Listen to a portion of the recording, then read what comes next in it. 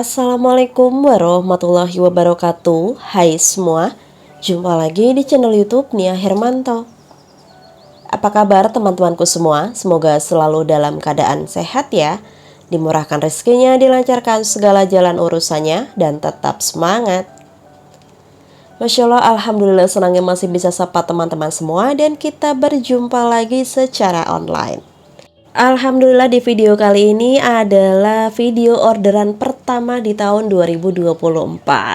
Oke, tapi sebelum lanjut ke videonya, boleh ya teman-teman pada absen dulu ya di kolom komentar dari mana nih teman-teman yang udah hadir nonton video aku ini.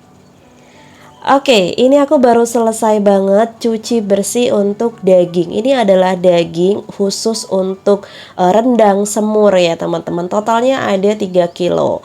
Setelah dicuci bersih ini bakalan aku rebus sampai dia matang. Kasih jahe geprek dan juga garam. Di sini aku pakai garam kasar. Lalu kita masukin untuk dagingnya.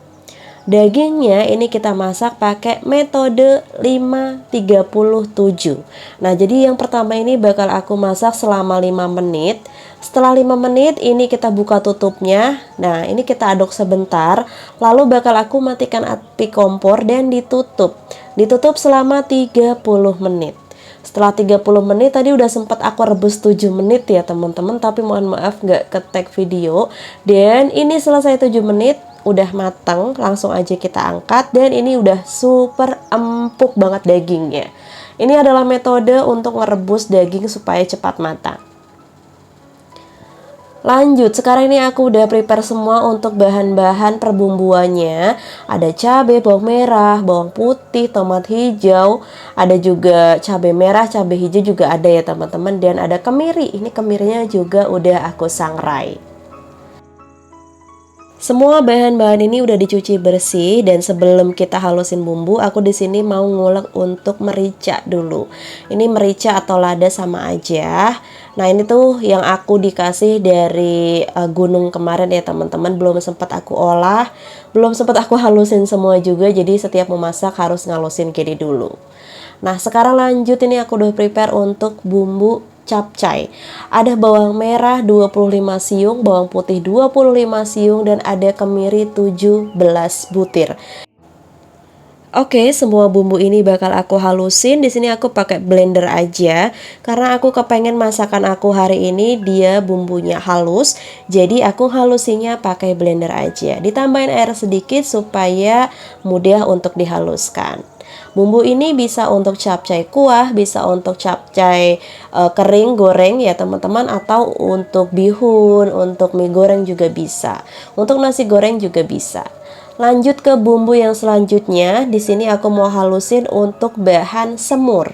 Daging yang aku rebus tadi rencananya bakal aku masak semur daging.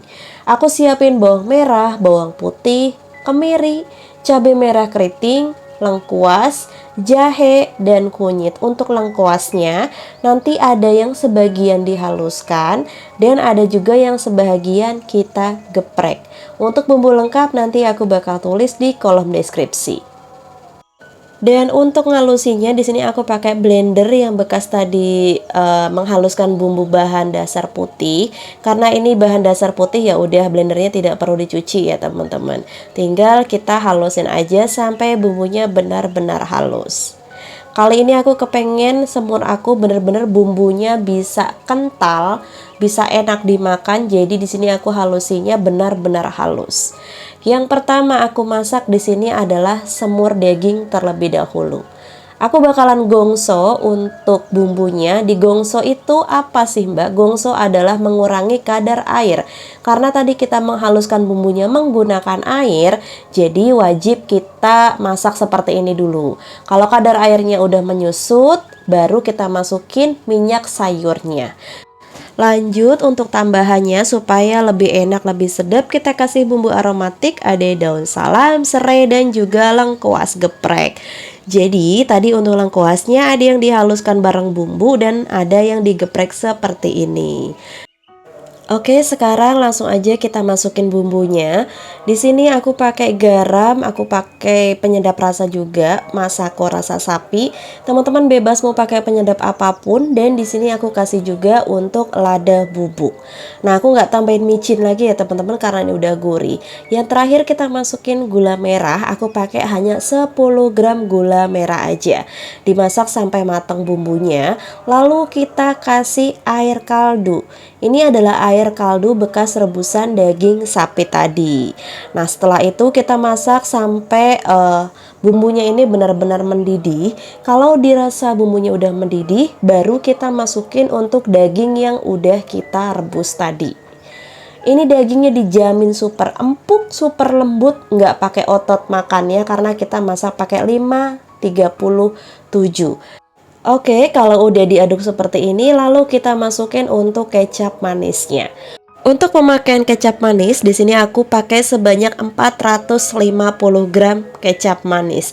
Nah, tingkat keitaman, kok keitaman sih? Untuk warnanya maksudnya, atau untuk tingkat kemanisan teman-teman tinggal disesuaikan dengan selera masing-masing aja. Nah, lanjut di sini aku mau kasih taburan cabai utuh. Ini adalah cabai galak.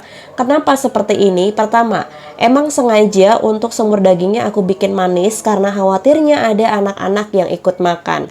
Jadi semisal orang tuanya kepengen pedes, tinggal nyepus cabai yang udah aku kasih ini aja. Jadi kita kasih alternatif ya teman-teman untuk masakan itu supaya anak-anak juga bisa ikut makan. Nah, ini kita masak sampai dia agak surut sedikit untuk kuahnya atau agak sat gitu ya. Nanti kalau dirasa udah matang, udah wangi, udah bener-bener kecampur rata, baru kita angkat. Nah, just info dari aku saat masak semur daging seperti ini, kalau semisal cabenya udah dimasukin, itu tidak perlu waktu lama untuk memasaknya. Tapi di sini aku pakai api yang kecil supaya apa? Supaya bener-bener bumbunya itu bisa ngeresap sampai dalam dan juga jauh lebih enak. Bener banget teman-teman. Ternyata pas selesai aku masak dan aku makan semur daging aku ini malah mirip-mirip kayak daging dendeng gitu ya. Dan ini kan benar-benar empuk banget, lembut, bisa disobek-sobek gitu. Dan ternyata semur yang aku masak ini juga sama seperti itu.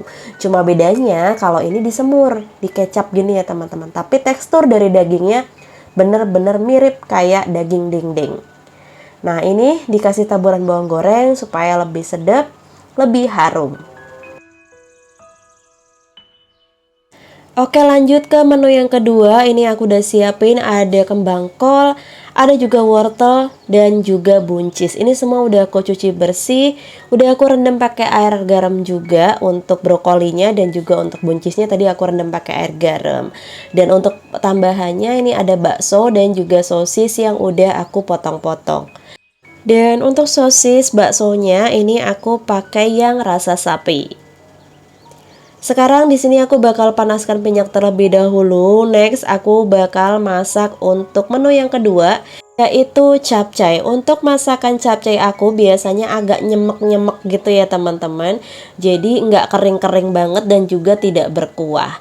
Kita bikin nyemeknya dari apa? Dari bumbu yang benar-benar kental. Itu bisa bikin capcaynya lebih enak, lebih gurih, dan yang pastinya adik aku yang nggak suka capcay bisa doyan makan capcay masakan aku. Oke, kali ini bumbunya kita tumis sampai dia benar-benar matang dulu. Bumbu ini aku udah kasih tahu tadi ya, bisa untuk mie goreng, nasi goreng, kue tiaw juga, dan juga untuk capcay kuah ini bisa banget. Kita masak bumbunya sampai dia benar-benar matang, sampai tanak, pokoknya sampai dia mengeluarkan minyak dari bumbu-bumbunya ini. Kalau udah seperti ini, nah ini udah matang, langsung kita kasih air kaldu. Ini adalah air rebusan dari daging ya teman-teman. Kalau misalnya teman-teman mau bikin capcay dikasih air kaldu ayam juga bisa, tetap enak ya. Untuk bumbunya hanya pakai garam, penyedap rasa, dan juga lada, gula pasir. Pemakaian lada pakai agak banyak karena kalau capcay itu pedesnya dari lada. Kalau dirasa bumbunya udah mendidih, yang pertama dimasukin adalah wortelnya dulu. Ini untuk motong wortelnya aku nggak tebal dan nggak tipis, sedang-sedang aja ya teman-teman. Ini kita masak dulu, ditutup sebentar aja, sekiranya dia udah lunak wortelnya. baru nanti kita bakal masukin untuk sayuran yang lainnya. Sebetulnya untuk masak capcay kalau mau lebih cepat sayurannya bisa direbus terlebih dahulu. Tapi karena di sini aku kepengen dia itu capcaynya mengeluarkan vitamin-vitamin dan rasa enak dari sayurannya, jadi tidak aku rebus ya teman-teman. Nah, untuk untuk kembang kol, mohon maaf, dan juga buncis kita bisa masukin secara bersamaan seperti ini. Lalu ini kita masak. Supaya lebih cepat kita bisa tutup dan nanti sesekali bisa sambil kita aduk. Nah, ini tadi udah aku masak kisaran 15 menitan ya teman-teman. Dan sekarang dibuka tutupnya, diaduk rata. Langsung di sini aku sambil koreksi rasa ya. Gimana rasanya udah pas atau belum, ada yang kurang atau enggak kayak gitu ya teman-teman. Pokoknya untuk masak capcay sayurannya bebas, mau dikasih putren atau jagung muda juga bisa. Pokoknya tinggal disesuaikan dengan selera masing-masing aja. Lanjut untuk bakso dan juga sosisnya aku masukin, tinggal kita aduk rata aja. Kalau sosis dan baksonya udah masuk, tidak perlu masak dengan waktu lama lagi. Kita tinggal aduk-aduk rata seperti ini 7-10 menit, lalu bisa langsung kita angkat. Untuk tekstur dari sayuran capcay yang aku masak ini, dia itu nggak lembek dan juga nggak keras, jadi teksturnya itu pas, nggak overcook, pokoknya enak ya teman-teman. Nah, ini hampir kelupaan yaitu saus tiram. Untuk saus tiram di sini aku pakai dari Saori saus tiram dan juga kasih sedikit minyak wijen supaya aromanya jauh lebih harum. Pemakaian Saori di sini aku kurang lebih pakai sebanyak 2 sendok makan. Untuk minyak wijennya pakai hanya 1 sendok makan aja. Nah, ini tinggal kita aduk rata sebentar aja sampai dia kecampur rata. Setelah itu matikan api kompor dan ini udah siap dipindahin ke dalam wadah. Ini mohon maaf bila mana aku masaknya selalu posisinya seperti ini dan di sini karena emang tempatnya adanya begini ya teman-teman, dapur aku kecil, jadi ya gimana caranya supaya aku bisa masak dalam jumlah porsi yang banyak tapi tidak terlalu capek. Mensiasatinya ya masak di bawah seperti ini. Oke, lanjut ke menu yang ketiga. Ini aku udah siapin tempe. Ada 5 papan tempe yang udah diiris potong seperti ini. Kita potong seperti kita mau bikin orek tempe gitu ya. Sekarang ini aku udah panasin minyak. Lanjut bakalan aku goreng tempenya. Kali ini aku bakal bikin tempe lombok hijau atau tempe cabai hijau ya teman-teman. Jadi untuk masak tempenya tidak menggunakan kecap. Nah, goreng tempenya juga jangan terlalu matang. Kalau dirasa udah kuning kecoklatan seperti ini udah siap untuk diangkat dan siap nanti untuk kita proses yang selanjutnya.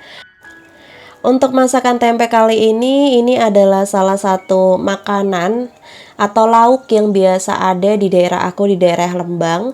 Setiap orang hajatan selalu ada menu ini. Jadi pas aku masak tempe lombok hijau ini mengingatkan aku dengan menu-menu khas daerah aku.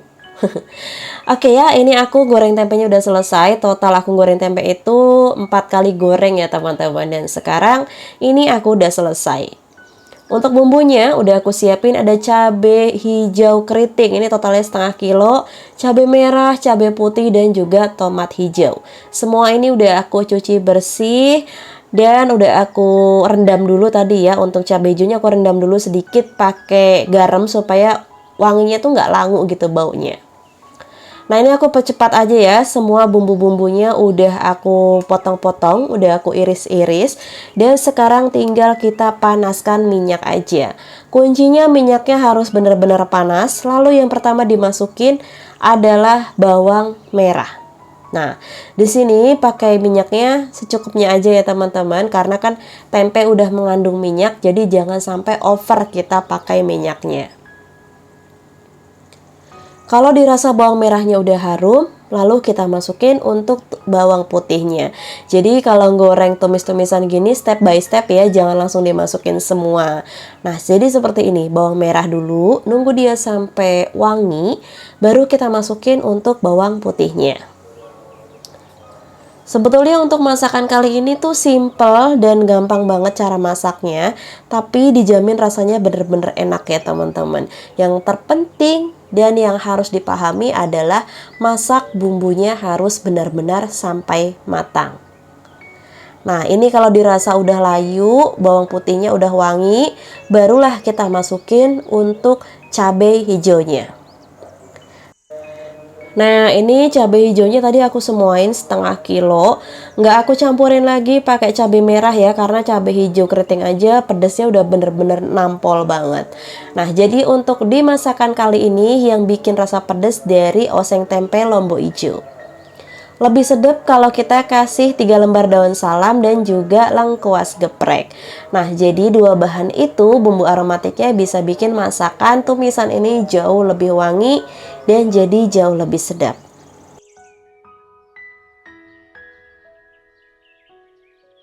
Kalau dirasa cabenya udah layu, langsung aja untuk tomat hijaunya yang udah dipotong-potong dimasukin. Ini bikin seger banget, dan ini aku pas masak jadi berpikir ini perbandingan tempe sama bumbunya lebih banyak bumbunya nih teman-teman. Oke ya, ini kita masak sampai dia agak setengah layu dan tidak bau langu. Setelah itu baru kita masukin tempenya.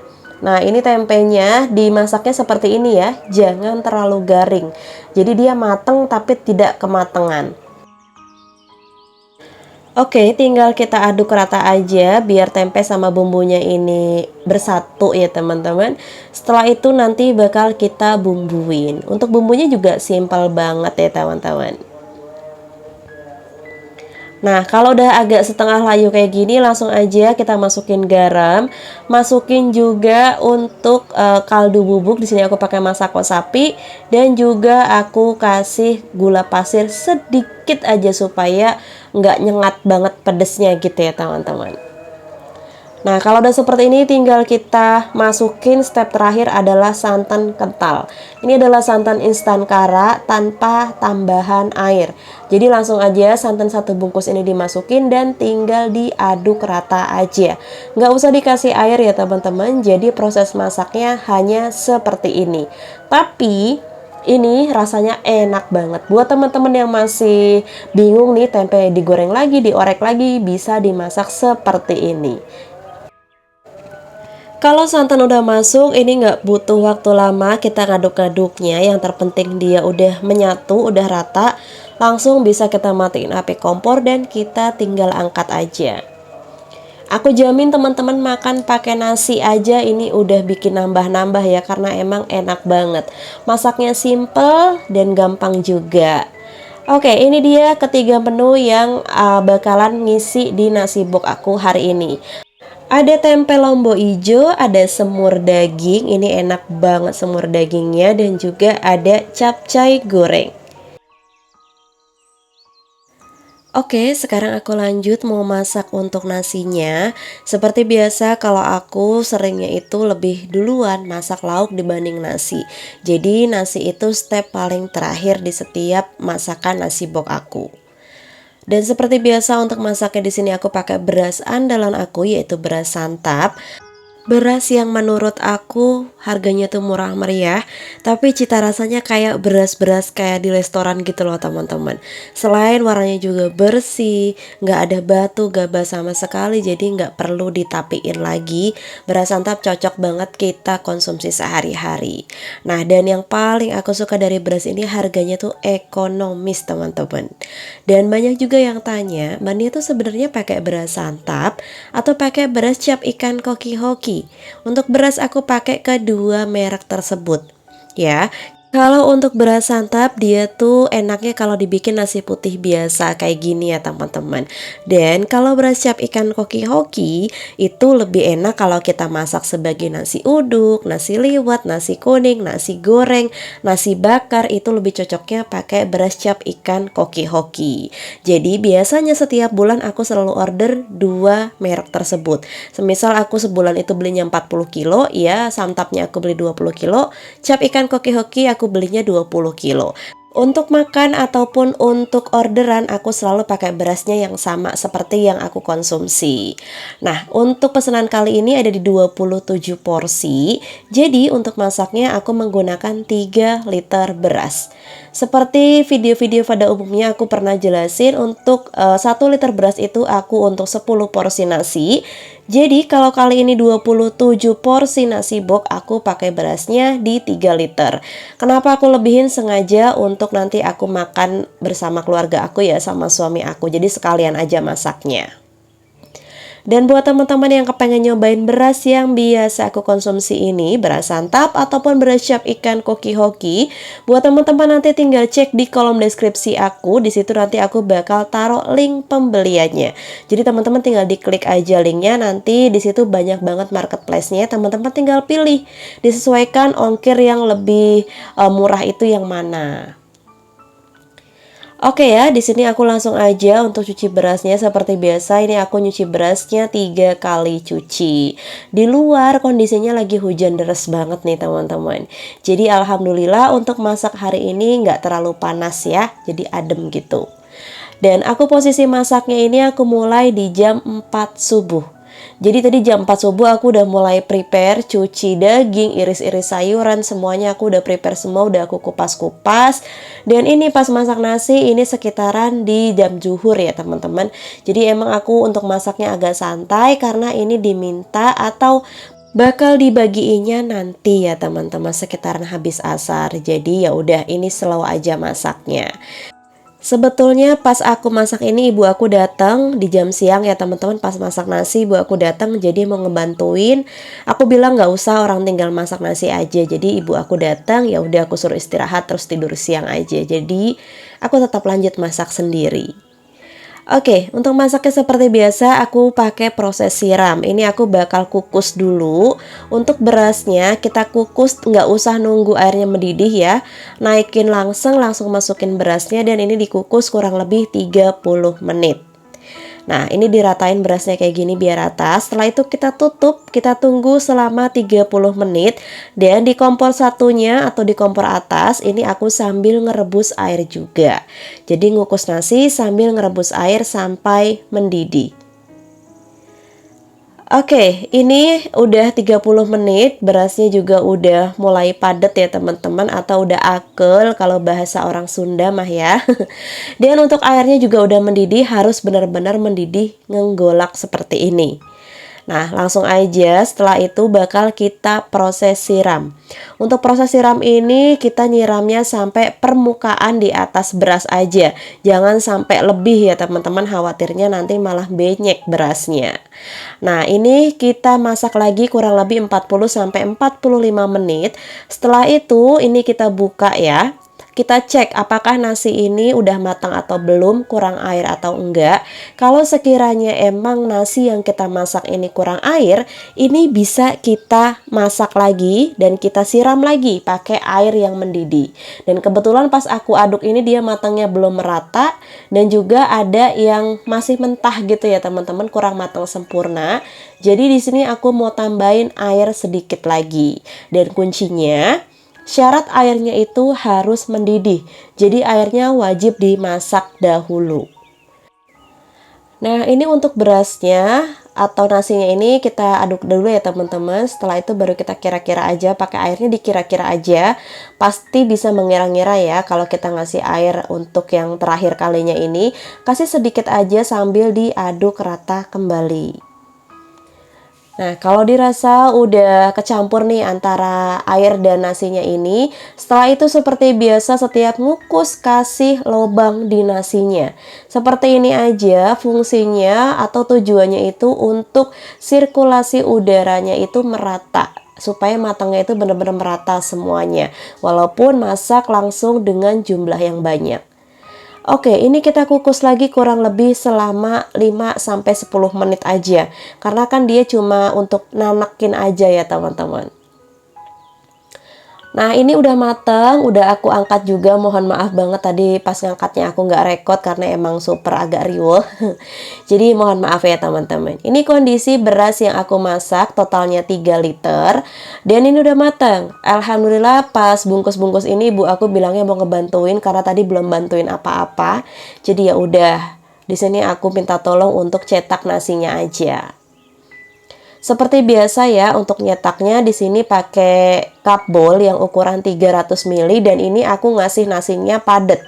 karena sesuai dengan harganya juga ya teman-teman. Ini pakai cup bowl yang ukuran 300 ml, nasinya padat. Dan untuk pengemasan di sini aku pakai tin wall juga, tin wall kotak kayak gini. Ini yang kapasitas 2000 ml atau 2 liter. Dan untuk alas bawahnya aku pakai Mika sekat 4. 1 untuk nasi dan 3 untuk lauk. Untuk lauknya ini aku ada tambahan telur rebus ya teman-teman. Telur rebus, ada juga timun. Tadi tuh aku udah sempat beli selada. Cuma karena seladanya layu, aku tuh berinisiatif aku masukin freezer biar cepet seger lagi. Ternyata aku kelupaan teman-teman. Pas aku buka dia udah beku seladanya, jadi ya nggak bisa dipakai ya. Nah, jadi untuk pengemasan ya seperti ini aja tanpa menggunakan selada. Tapi walaupun nggak pakai selada juga ini tetap menarik ya teman-teman. Yang terpenting itu rasa di setiap masakannya. Untuk porsinya ini lumayan banyak ya setiap isi lauknya, karena emang aku sengaja ngisinya banyak-banyak kayak gini sesuai dengan harga jualnya juga. Sebenarnya untuk pesanan kali ini juga beserta dengan snack box. Tapi untuk snack boxnya aku di sini nggak sempet rekod ya teman-teman. Jadi aku fokus aja bikin snack karena emang dikejar waktu banget. Aku ada yang nyicil juga bikin snacknya. Jadi mohon maaf banget untuk snacknya aku nggak di video sama sekali. Oke, kurang lebih seperti ini ya cara aku menatanya. Dan seperti biasa kalau aku nata-nata ya di ruang tamu seperti ini teman-teman. Oke, jadi seperti ini cara bungkusnya. Untuk nasinya sengaja nggak dibungkus karena mintanya langsung seperti ini. Dan biasanya kalau aku terima orderan itu sesuai request dari customer, nasinya mau dibungkus apa, mau bagaimana, pengemasan mau seperti apa. Biasanya kita selalu obrolin terlebih dahulu ya teman-teman. Jadi kalau semisal teman-teman melihat setiap orderan aku beda-beda, kok seperti ini, kok seperti ini, semua itu karena customer aku mintanya seperti itu. Oke, jadi ini hasilnya ya teman-teman, cara pengebasan aku di nasi box kali ini. Dan ini aku tutupin ya untuk nasinya pakai plastik. Ini adalah plastik alas biasanya per lembar kayak gini. Teman-teman juga banyak banget yang tanya untuk plastik ini tuh belinya di mana. Plastik ini bisa dibeli di toko-toko bahan plastik. Bilang aja beli plastik alas atau beli plastik warung padangan gitu, karena biasanya nasi padang itu suka pakai plastik kayak gini ya setelah kertas nasi. Oke, setelah itu ini aku masukin untuk sendoknya. Ini sendok yang biasa aku pakai, udah include sama tisunya. Jadi lebih praktis ya teman-teman. Ini juga kelihatan lebih mewah. Bisa juga naikin harga jual dan tentunya lebih praktis ya teman-teman. Nah, kurang lebih seperti ini pengemasan aku di hari ini. Untuk harga jual pasti teman-teman penasaran banget ya karena ini paketan. Jadi untuk nasi plus snack boxnya itu kita udah paketan ya harganya teman-teman. Harga 57.000 udah dapat nasi box dan juga snacknya. Untuk macam snacknya itu ada 7 macam, masih ketambahan air minum dan juga buah. Oke, kurang lebih seperti ini pengemasannya. Dan ini untuk snack boxnya seperti ini ya teman-teman. Sama aja aku bungkusnya pakai tin wall yang ukuran 2000 ml. Ini sama cupnya ya teman-teman. Dan isinya ini aku mau kasih lihat isi total keseluruhannya, ada banyak seperti ini. Ada jeruk, ada air mineral, ada tahu goreng, pastel, bolu, onde-onde, ada agar, putu ayu, ada juga gabin tape ya teman-teman. Dan ini udah siap untuk kita masukin ke plastik. Seperti biasa, plastik andalan aku kalau aku lagi bungkus-bungkus snack box atau nasi box adalah plastik ini. Kapasitasnya besar ya, untuk bisa untuk 5 literan teman-teman. Ini juga ada tali kiri kanan, jadi bisa bikin makanan kita tuh safety, nggak goyang kiri kanan, nggak mudah tumpah juga. Dan nggak kerasa videonya udah mau selesai aja. Terima kasih banyak buat teman-teman yang udah nontonin video aku dari awal sampai akhir. Semoga video aku bermanfaat, menginspirasi dan menghibur. Wassalamualaikum warahmatullahi wabarakatuh.